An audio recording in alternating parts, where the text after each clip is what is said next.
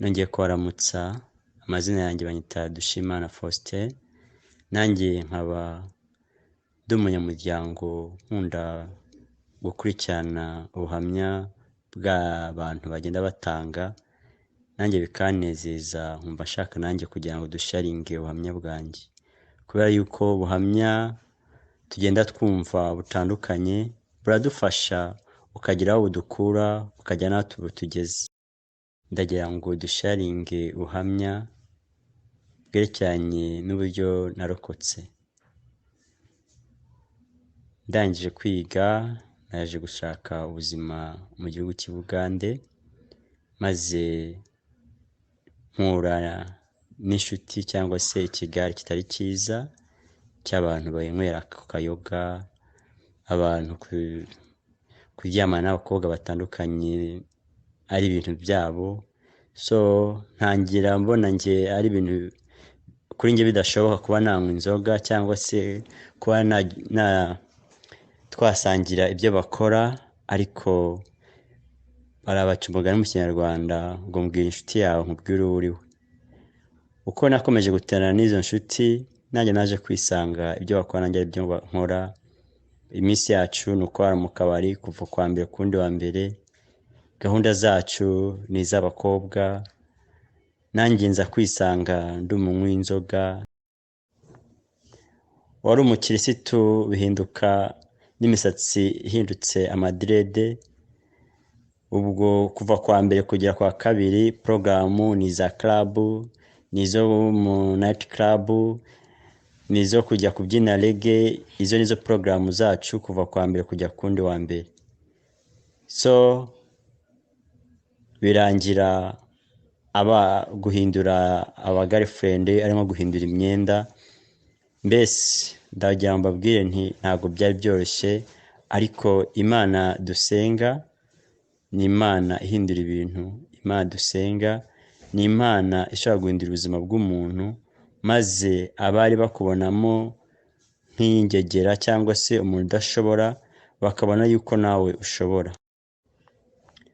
Mu by'ukuri abambonaga banyitaga umuyaye, abandi bakanyita ingegera, abandi bakanyita ati umva inda zirabyara, ariko noneho yabyaye uyu nguyu ntacyo babyaye. Ariko iyo umuntu ari mu bintu nk'ibyo ngibyo, ntabwo wowe ushobora kwireba ngo ushobore kubimenya, ahubwo wumva uri umuntu ukomeye, kuko abandi ku ruhande bakubwira rasita, bamwe bafite rasita, abandi muyaye, abandi ibintu bitandukanye. Ariko Imana ni igitangaza, kuko nyuma yaho Imana yaje kumpindura ubuzima.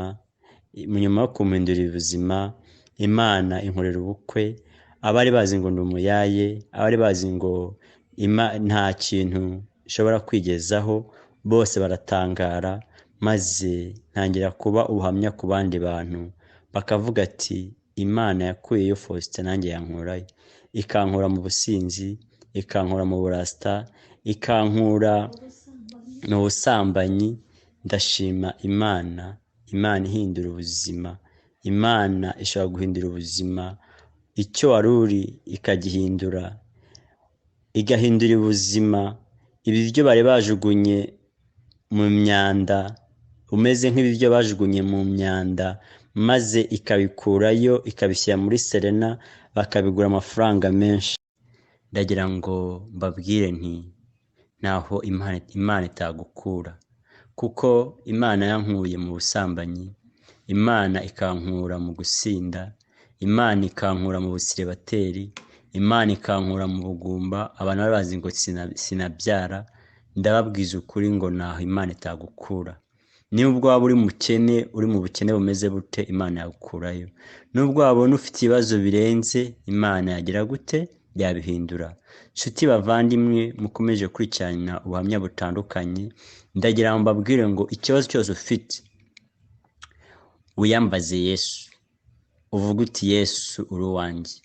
Kuko tubona Imana yarakoreye Abisiraheli, ibakorera, ibacira inzira aho itari, ariko biriya bikoreye Abisiraheli. Ariko nimba ugiye gusenga avuga ati Mana yanjye cira inzira. Nimba ari ubukene uvuga uti Mana, nimba washoboye gucira inzira mu Bisiraheli bakayibona, bakabona kuri Imana koko. Nanjye ncira inzira nce muri iki kibazo, nanjye mvuge nti nkuko tuvuga ngo Imana ya Isaka, Imana ya Aburahamu, Imana ya Yakobo, mvuge ngo abantu bari bafite Imana yanjye. Nshuti bavandimwe, ndabinginze, naho Imana itagukura nubwo byaba bimeze bite. Wowe ufite ikibazo cyo kutarongorwa, wowe ufite ikibazo cyo kutarongora, wowe ufite ikibazo cy'ubukene, wowe ufite ikibazo cy'akazi, wowe ufite ikibazo cy'ibintu bitandukanye, naho Imana itagukura. Nimba Imana yarashoboye kunkura mu burasta, aho abantu bose bavuga ati umuriya rutwa n'inde yavuyemo, nta kindi nganira ibyo kunywa inzoga, nganira iby'abakobwa, Imana ikankura ikangira umugabo, navuga ngo ni umugabo w'ijigija, kuko ubu nanjye hari abandi bagabo njya kureba nkabaha ibitekerezo uko urugo rugomba kubakwa. Ndabinginze bavandimwe, mwifatse kuri Yesu. Nge Yesu yankoreye surprise, abantu nawe birabatangaza. Yesu yankoreye surprise, abantu batumira no mu bukwe babanza kugira ngo nibyo kubeshya, kuko nabaye nkikata amarasta yanjye, maze iminsi ndi ku butumwa bwiza, numva Imana irampinduye umutima. Imana imaze kumpindura, impa umugore, imaze kuba umugore, Imana inkorera ubukwe, imaze kunkorera ubukwe, impa urubyaro, umuhungu n'umukobwa. So ubu nanjye ndi umwe mu bagabo bashima Imana. Nimba Imana yarankoreye ibyo ngibyo, ibyo abantu batakekaga ko ishobora kunkorera, Imana ikankura muri ibyo byose, kuko ngewe nakodeshaga inzu, ariko ntago nayiraragamo, ahubwo nayirirwagamo, kuko ijoro narabaga nzi porogaramu z'imiziki itandukanye, nkamenya ngo akabari kangaka kuwa mbere kabamo reggae, akabari kangaka kuwa kabiri kabamo raga, akabari kangaka kuwa gatatu kabamo zouk. Ari izo gahunda twiberamo. Murumva, ntago nari mfite igitekerezo cy'uko Imana ishobora kumindira ubuzima, ikankorera ubukwe, ikampa umugore umwe, kandi byarangira ikampa urubyaro. Numvaga ngiye just ndi muri love and peace. Nshuti bavandimwe, aho waba uri hose, ifate kuri Yesu, kuko nziyewe Yesu yarankoreye ndabibona, ku buryo n'abantu aho nabaga bari banyita rasta, bari banyita umuyaye, bari banyita amazina atandukanye, uniga biki, basigaye banyita pastor. Ndakubwiza ukuri, Imana iguhindura ubuzima, yamara guhindura ubuzima igahindura n'izina. Ntuzabwira abantu ngo uri pastor, ntuzabwira abantu ngo uri umukire, no, ahubwo Imana imaze guhindura ubuzima, Imana iguha n'izina. Murumva bavandimwe, ndabinginze, ikibazo cyose waba ufite, ifate kuri Yesu. Nurangiza umubwire ngo narakubonye cyangwa narakumvishe mu Bible ufata Abisiraheli ukabacira inzira aho itari mu mazi, mu nyanja. Uwera wa Isiraheli narakubonye urwanira Abisiraheli aho utari. Narakubonye aho Dawidi yavuga ngo uzanye icumu n'ibyo kurwanyisha, ariko nge ndagutera mu izina rya Yesu, ndagutera mu izina ry'Imana. Umva, programu yose waba ugiye gutangira, niba ugiye gutangira business cyangwa ugiye gutangira cyose, vuga uti ndagitangira mu izina ry'umucunguzi wanjye, ntago kizananirana, kuko nawe navuze nti ubuko ndabukora mu izina ry'Imana. Nta mafaranga nahise ari aho ngaho, ariko mbona Imana irabikoze.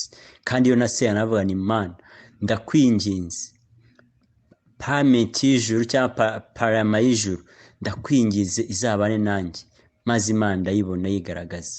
Umva, nshuti bavandimwe bene data, ubuhamya nari mfite bwa rubwo. Ndabinginze, ikibazo cyose urimo ntikigutera ubwoba, kuko Yesu Kristo byose yarabyishyuye ku musaraba, byose yarabyishyuye.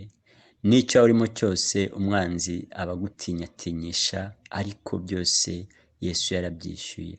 Icyo ugomba gukora, menya ngo ndashaka Yesu wanjye. Ntuzashake Yesu wa kanaka, ntuzashake Yesu wa neighbor, ntuzashake Yesu w'umuturanyi, no. Vuga ngo Yesu wanjye, ushake Yesu wawe.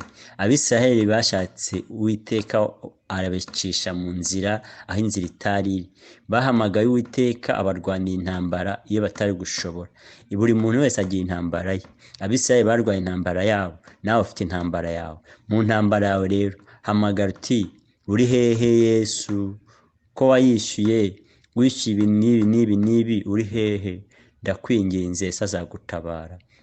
Nshuti bavandimwe bene data, ndangije njye nshima Imana yuko aho yankuye ari kure kandi nta gahunda mfite yo gusubirayo, mu izina rya Yesu.